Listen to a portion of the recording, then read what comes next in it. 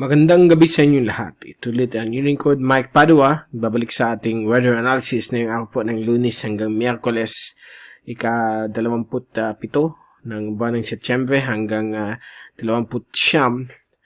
At ito po ay ang ating Tagalog version. Pinalilingkod sa inyo ng Typhoon 2000. Now, umpisa natin ang update. Ito ang ating latest GraphSat. Simula na yung araw na ito ng Lunes hanggang bukas Martes. Nandyan pa rin po ang bagyong Simindole. Napakabagal po ang kilos po niya papuntang norte o norteng-norteng kanluran sa bilis na 4 hanggang 5 kilometro bawat oras. At ito po ay humina ng napakabilis. Kahapon isa pa po siyang super typhoon na umabot po siya ng 270 kph. Pero po sa pagbagal po niya at halos hindi po siya kumikilos ng mabilis, yung temperatura po sa ilalim po nitong bagyo sa maibabaw ng karagatan ng Northwest Pacific ay medyo lumamig at nakarehistro po ang Joint Typhoon Warning Center ng temperatura na 24 degrees centigrado. So, dahil po sa paglamig po nito at nagkakaroon pa po siya ng eye wall replacement cycle, pagpalit ng lumang eye wall niya ng panibago na po. Dahil po yung maliit na mata niya na yung medyo mina. So, papalitan niya ng bago. Ganun usually ang mga malalakas na bagyo. But medyo may lamig o upwelling na tumataas galing sa ilalim ng dagat. Pagdating sa ibabaw, okay, dahil po walang sinag ng haring araw at mahina po yung oceanic current sa ilalim ng Mindole, ay rapidly humina po siya from category 5 na 270. Na yun na isa na naman po siyang 175 kph o category 2 na lamang na bagyo. So, good news po ito sa Japanese islands kasi kung pupunta po dyan, hindi na masyado siya malakas. Although, pag gumalaw ulit siya dito pataas, ay medyo mainit ulit ang karagatan dito. Baka bagyang lumakas ulit hanggang category 3. Na yan po ang bina-forecast na yon ng mga weather agencies. So, yan po ang kalagayan ni Mindole at it may or may not or pwedeng pumasok or hindi ng Philippine Air Responsibility itong si Mindole dahil po sa erratic motion niya. Ang ibang computer models nasa labas ng power lang po siya while yung European model, to be exact, papasok po siya ng power.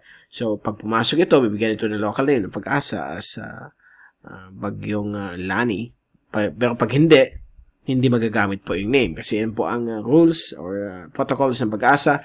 Pag once pumasok po ng PAR, bibigyan po ng local name ng ang bagyo. Okay? So, nakakabit po ito sa mahabang monsoon trough na yon. Okay? At kasama po ang isang mahinang LPA, si 91W. Mababa po ang chance na maging bagyo po ito within the next 24 hours, less than 35%, low chance. So, sasabay lang po ito habang paakyat din itong LPA na ito. At yan po yung monsoon trough, nagbibigay po ng mga thunderstorms sa iba't ibang bahagi po ng ating bansa, lalo na po sa may Central Luzon, Calabarzon, Metro Manila, may Maropa, Bicol Region, at Visayas, kasama din po ang hilagang bahagi po ng Sulu Archipelago. Ang the rest of the Luzon, lalo na po dito sa may Northern Luzon ay magiging katamtaman po ang lagay ng panahon except po may konting hangin po mula sa hilagang silangan na makakanasan po sa coastal areas po ng Cagayan Valley kasama po ang Batanes at Babuing Cubao Islands at Ilocos Norte. At may mga isolated rain showers and thunderstorms din na pwedeng maganap lalo na sa hapon o gabi. Dito po sa Mindanao ay maganda rin ang panahon. Kaya lang sa hapon o gabi may mga local convections o localized thunderstorms na pwedeng mabuo. At mamaya, papakita namin sa inyo, may mga nabubuo na po mga thunderstorms dyan sa may northern Mindanao. Okay, so yan po ang latest. Pasalamat tayo sa Diyos na ito po ay hindi makaka-apekto. Dahil medyo may kalakihan po ang diameter nitong bagyong si Mindole. Nasa roughly mga 500 to 600 kilometers po. At meron tayong IDCZ dito sa may eastern at Eastern Micronesia at Marshall Islands. At ito naman po yung insular elevation. So, yan po, kitang-kita po natin yung lumang isle. Nagsimula na pong humina at may bagong eye wall na nag-form. So, yan po ang ERC o eye wall replacement cycle at humina yung kanyang hangin. Ito naman po yung mga thunderstorms generated po ng monsoon trough. At ito yung LPA 91W. At ito naman po ang latest Asian tracks ng bagyong Smindole. Lahat po ng Asian agencies, kasama po ang Joint Typhoon Warning Center ng US, ay nagmo-monitor din sa bagyong ito. So lahat sila ay dadaan lamang po sa may line po ng PAR 135, while itong Hong Kong Observatory ay papasok. So kapag masunod po ang tracking ng Hong Kong Observatory, bibigyan po itong local name as Lani. But within 24 hours lang siya sa loob ng PAR. Pag ang forecast kasi bukas papasok, Wednesday, labas ulit siya. Ito po yung global models. So, split po ang global models. Ang Canadian at American models ay nasa labas po siya ng PAR, while the rest, Japan model, US Navy, UK Met, or United Kingdom Meteorological Model, and the ECMWF, ito po yung European model, ay papasok po ng PAR. So, posibleng magagamit po ang name na Lani, but kung hindi, set aside mo na yan si Lani. Baka sa susunod pong mga tropical cyclone kung sana hindi na po magkaroon. Okay, so ito naman po yung windy.com zoom in sun animation. So, nakikita po natin dito ang mga thunderstorms na nabubuo na yun sa iba't ibang bagay ng ating bansa. Ito naman po yung bagyo. Ito po ay dahil po sa tinatawag nating monsoon trough. So, nakakabit po yun hanggang dito. Okay.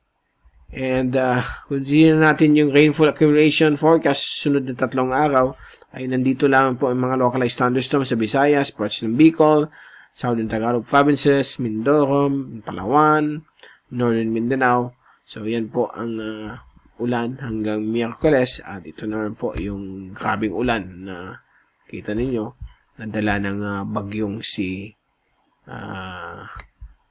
Mindole. Okay, ito naman po ang wind forecast mula sa European model. So, bukas, Tuesday, inaasahan po ang westerly winds o southwesterly winds sa Mimaropa, Visayas.